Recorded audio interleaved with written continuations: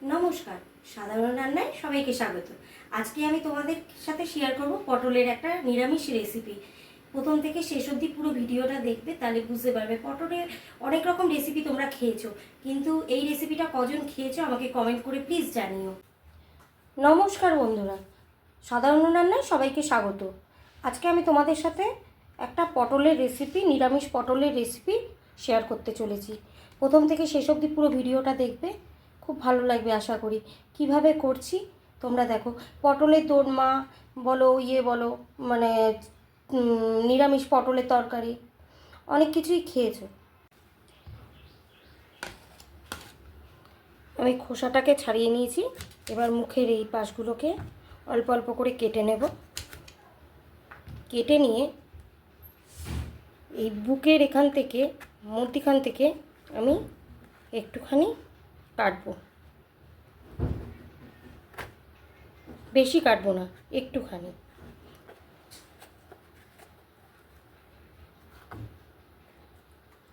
এটা একটু খাটনি হলে কি হবে, কিন্তু খুব ভালো খেতে। প্রথম প্রথম একটা দুটো করতে খাটনি লাগবে, তারপর একবার দেখে নিলে ভালো করে কোনো কিছুই খাটনি না, সব কিছুই সোজা। এরকম করে একটুখানি করে নিয়ে দুই পাশটা চেপে নিলেই ভেতর থেকে সব বেরিয়ে আসবে দানাগুলো। আমি সবগুলো দানা বের করে নিয়েছি। এবার দানাগুলো মিক্সির জার নিয়েছি, মিক্সির জারের মধ্যে একটু পেস্ট করে নেব। আমি করে নিয়েছি পেস্টটা। এটাকে ঢেলে এখন রেখে দেব।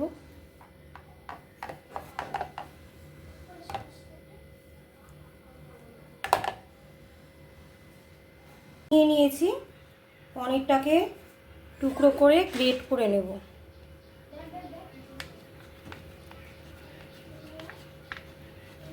খেতে খুব ভালো হয়, খুব সুস্বাদু। বাচ্চা থেকে বড় সবাই খুব ভালো খাবে পটলের এই রেসিপিটা।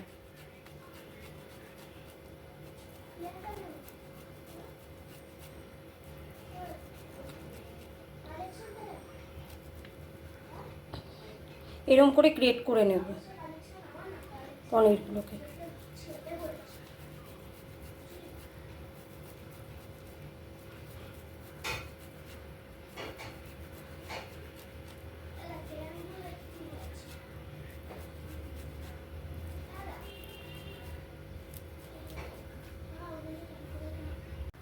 তোমরা দেখতে থাকো পুরো ভিডিওটা। এবার আমি গ্যাসটাকে জ্বালিয়ে দেব। কড়াইতে তেল দিয়ে দেবো অল্প করে। এবার আমি পটলটাকে দিয়ে দেব।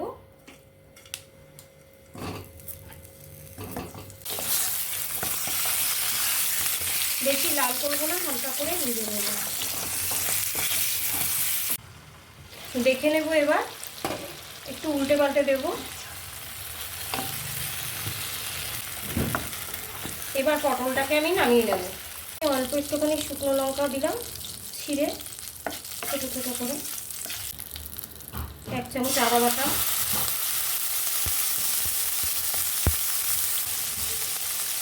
অল্প একটু জিরে গুঁড়ো, অল্প একটু ধনে গুঁড়ো, পটলের যে দানাটা বেটে রেখেছিলাম সেটা দিয়ে দিলাম।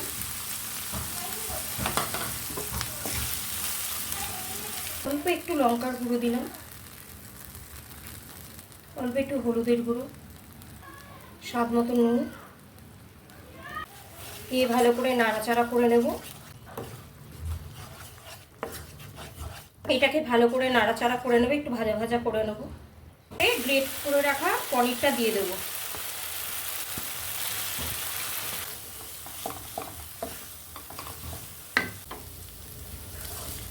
আমার পুরটা হয়ে গেছে।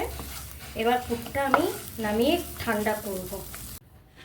এবার দেখো পটলের ভেতরে কিভাবে পুরটাকে ভরে নিই। এই যে এরকম ফাঁক করে এর ভেতরে আস্তে করে পুরটাকে ভরে নেব।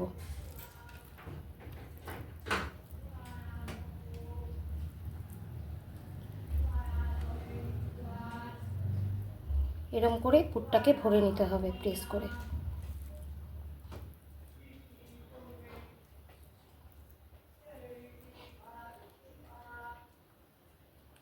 করে এই যে আমার পুরটা ভরা হয়ে গেছে, একটা পটলে পুরো কমপ্লিট। এরমভাবে ভরে নিতে হবে। আমার সব কটা পটলে পুর ভরা কমপ্লিট। রান্নায় ফিরে আসছি। এবার কড়াইটাকে বসিয়েছি গ্যাসে, এবার গ্যাসটাকে জ্বালিয়ে দেবো। তেলটা গরম হয়ে গেছে, আমি এতে দুটো তেজপাতা ফোড়নে দিলাম আর গোটা গরম মশলা ফোড়নে দিলাম। এটা ভাজা ভাজা হয়ে গেছে, এবার এতে কটা গোটা জিরা দিয়ে দিলাম, আদা বাটা, মানে ঘন করে বাটিনি, আমি একটু পাতলা পাতলা করে বেটে নিয়েছি।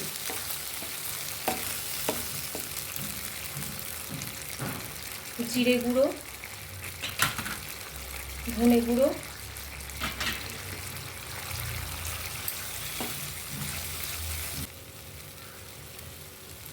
লঙ্কার গুঁড়ো, যে যেরকম ঝাল খাবে সেরকম দেবে।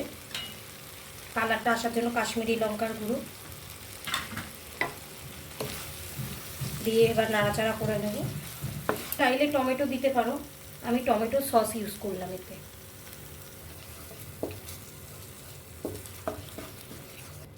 স্বাদ মতো নুন, হলুদের গুঁড়ো,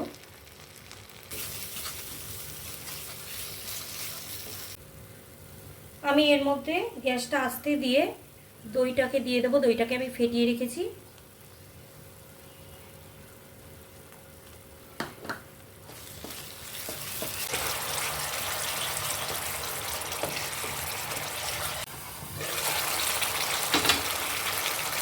মশলা দিয়ে তেল ছেড়ে দিয়েছে, মশলার কালারটা খুব সুন্দর হয়েছে। আমার মশলাটা ভালোভাবে কষানো হয়ে গেছে। মশলা যত ভালো কষানো হবে না, তত তরকারি, যে কোনো তরকারির স্বাদটা খুব ভালো হয়। এবার আমি এতে জল দিয়ে দেব।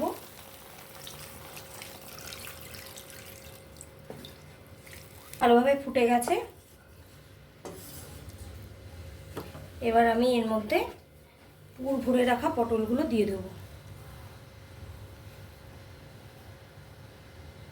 এবার ঢেকে দেব।